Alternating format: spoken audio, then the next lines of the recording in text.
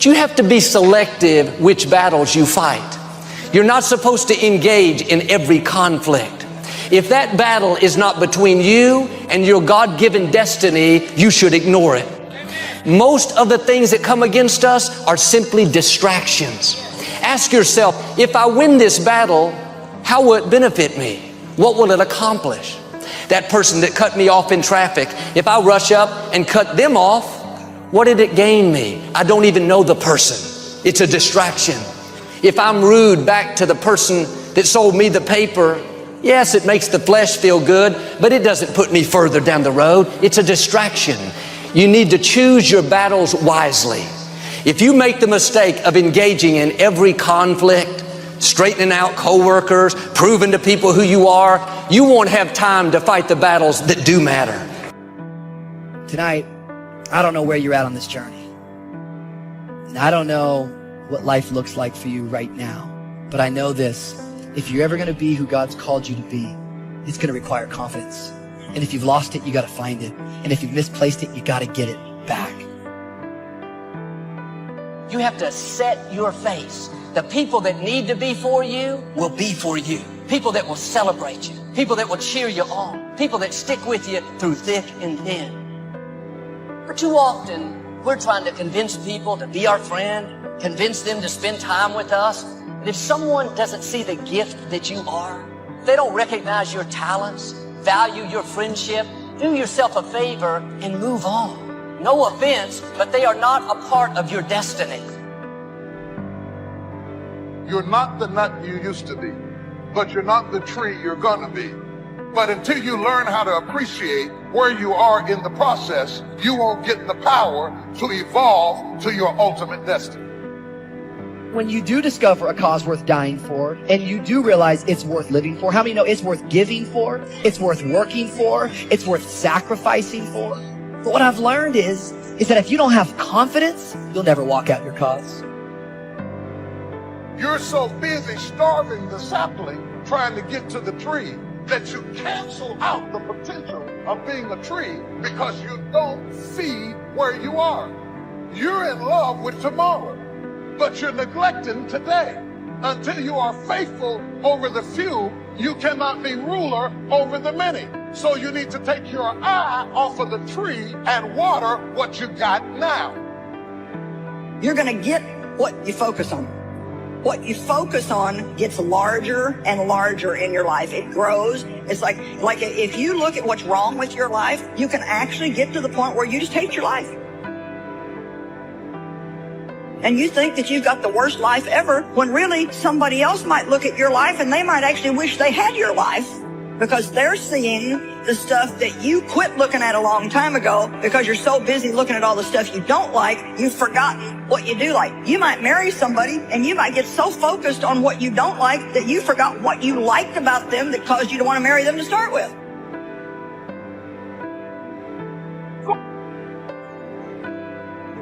Go ahead and work on your level. Go ahead and master where you are. And after a while, without you even trying to do it, where you started will turn into where you're going. That's what destiny is pulling you into. From the rehearsal to the recital, once you have mastered it, whether the recital is business, marriage, accounting firms, real estate development, family, whatever your recital is, once you have maximized it, you get to sit with the masters. So the key to your life is finding a vision that imposes discipline on you. In essence, vision is the source of discipline. Discipline is the root of leadership.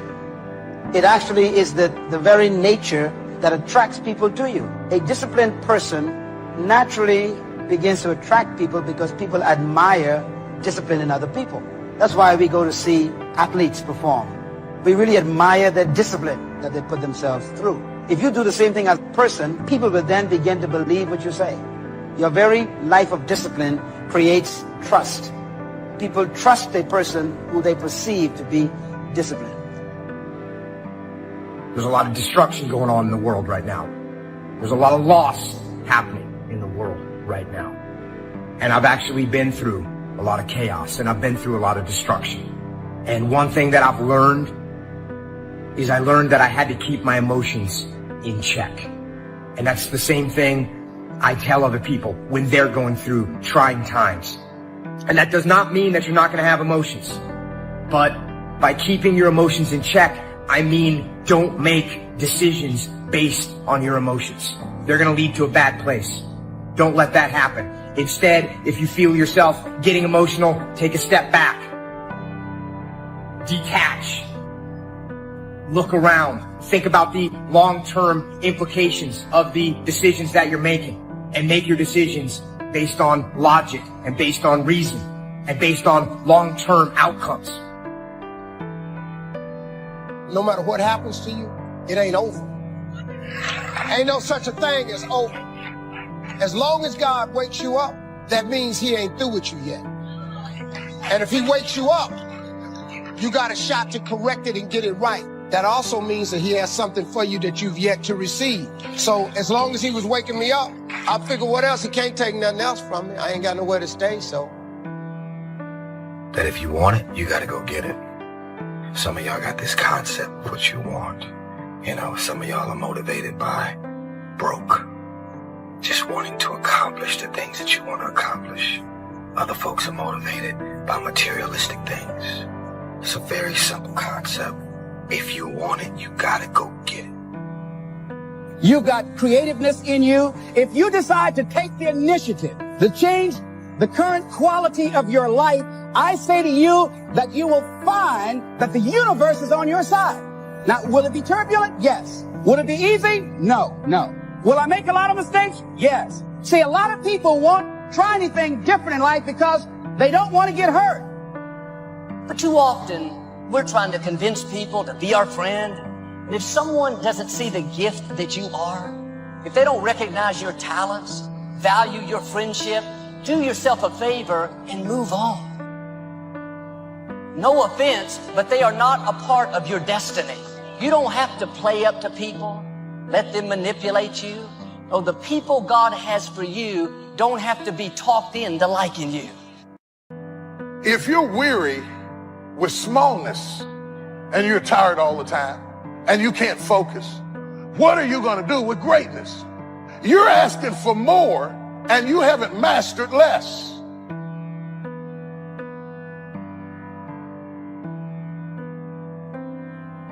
The older we get, the more we realize we're not going to be here forever. Life is flying by. When you realize how fast time is going, it should bring a sense of urgency, a sense of focus. Your assignment has an expiration date. Your time on this earth is not unlimited. Don't go through life trying to please everyone. If you try to keep every person happy, the one person that won't be happy is you. Come out from under that debt. Be nice, go the extra mile, but don't be a people pleaser. You have to understand why you're going through the period that's causing you to make you want to give up. The devil has one mission, is to rob you of your destiny. If he can get you to give up, you have been robbed of your destiny.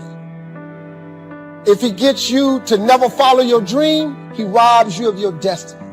You got to get focused, man. You got to understand that this hard time that you're going through, everything you're going through is preparing you for what you ask God for. Every trial and tribulation you go through prepares you for the life God has for you.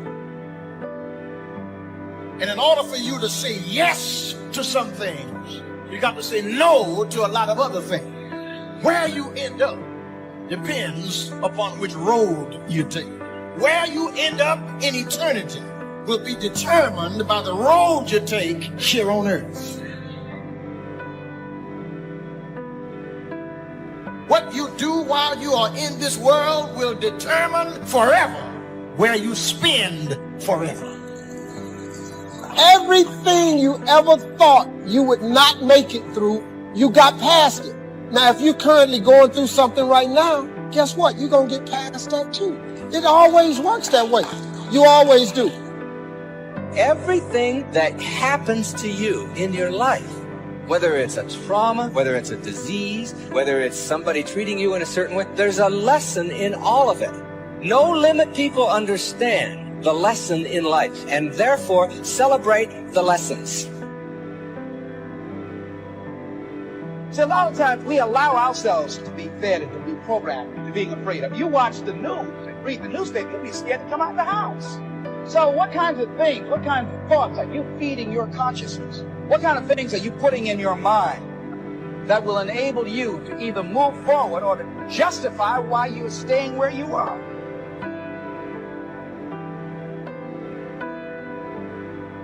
We have many areas to improve on. In every area we need to learn. We are not the greatest. We need to grow. We need to expand. And I'm not talking about numbers. I want to make sure we're really clear about that. I'm not talking about numbers at all. I'm talking about within. Some of you need to grow from within. Growing is not the mission. Growing is not the goal.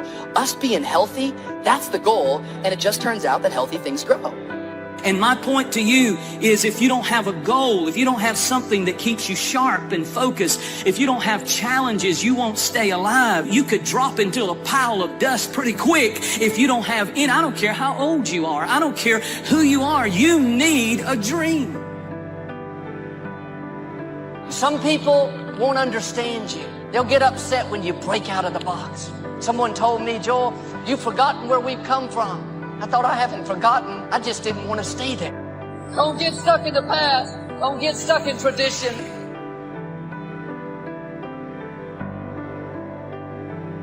And when you get to that point in your life where you're not cursing the things that come your way and blaming the things that come your way, and particularly blaming it on somebody else, and you hear it all the time. She hurt my feelings. How's that possible? How can anybody hurt your feelings? Your feelings come from your thoughts. No one can hurt your feelings without your consent. No one can embarrass you without your consent. These are choices that you have that come from the way that you think. You got to get focused, man. You got to understand that this hard time that you're going through was preparing you for what you asked God for. Every trial and tribulation you go through prepares you for the life God has for you. What do you think about? What is your dream? Do you want a larger life? And that you're going to get a breakthrough, that things are going to be better for you, that you're willing to work on you learning how to live life now? It was my philosophy that changed. The set of the sail of better thinking, correcting the errors of the past and picking up new disciplines for the future. That's all I had to do at the end of the first 6. And my total life changed. The second 6 years was totally different than the first 6 of my working life. If you're stuck in a story. There's a story you're telling yourself that doesn't serve you anymore. And you have to evaluate what that story is. But what you need to do is you need to alter your associations. You need to do something in a short window of time. No question about it. You definitely need to evaluate what is no longer needed and evaluate the story you're telling yourself. What's your philosophy of life? What are your beliefs, things that you feel very strongly about? What are some of the things that you have picked up along the way that you've been doing them for so long you think that they're you, that you need to begin to re-examine them and perhaps get them out of your life? See, a lot of things we're doing, we do unconsciously because we picked it up somewhere in life.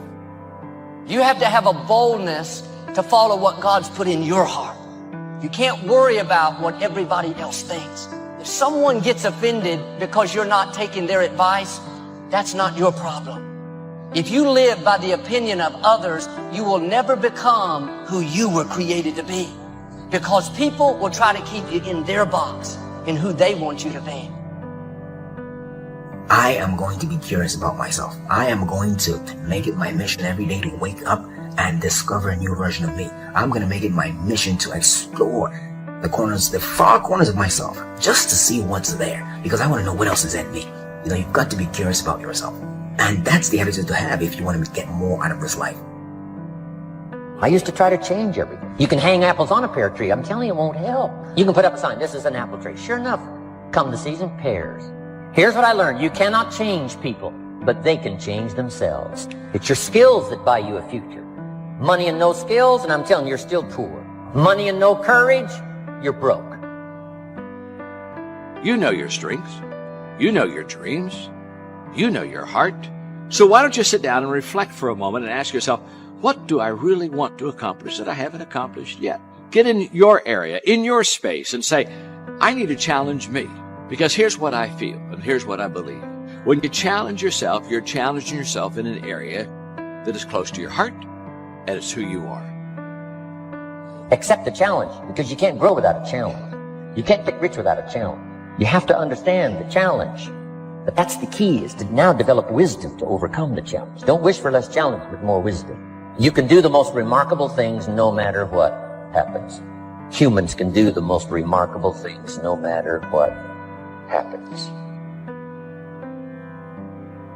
Just being aware of the concept will put you light years ahead of 99.9% of the people. Just awareness of the power of identity. Just now you knowing about the thermostat puts you in the 0.1% of all the people on the spinning earth right now.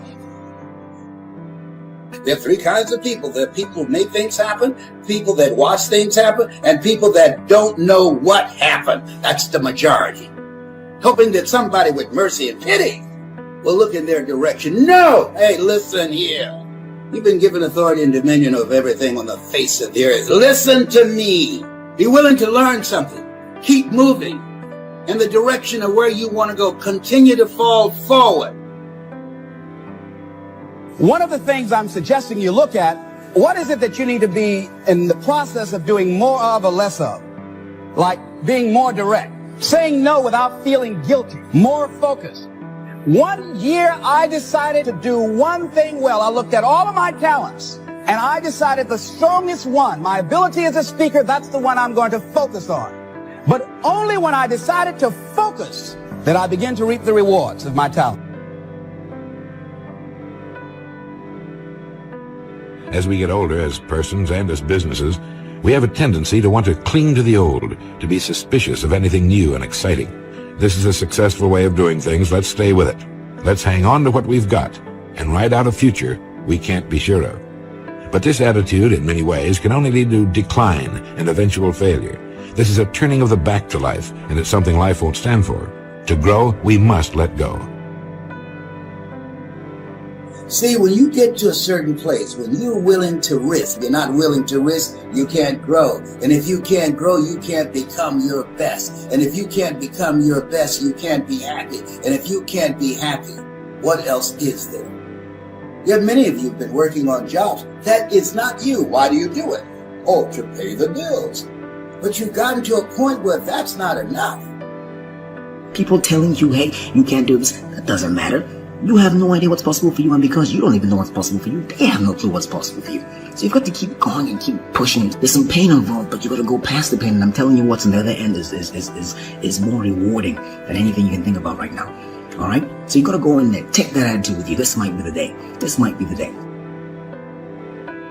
Ask yourself truthfully, your big goals and dreams, are you really clear on what they are? Because if you don't have that, we can't even get started. You know how mandatory it is to be clear and specific for what you want, right? Can you get laser obsessively focused almost to its exclusivity, almost, but for an extended period of time?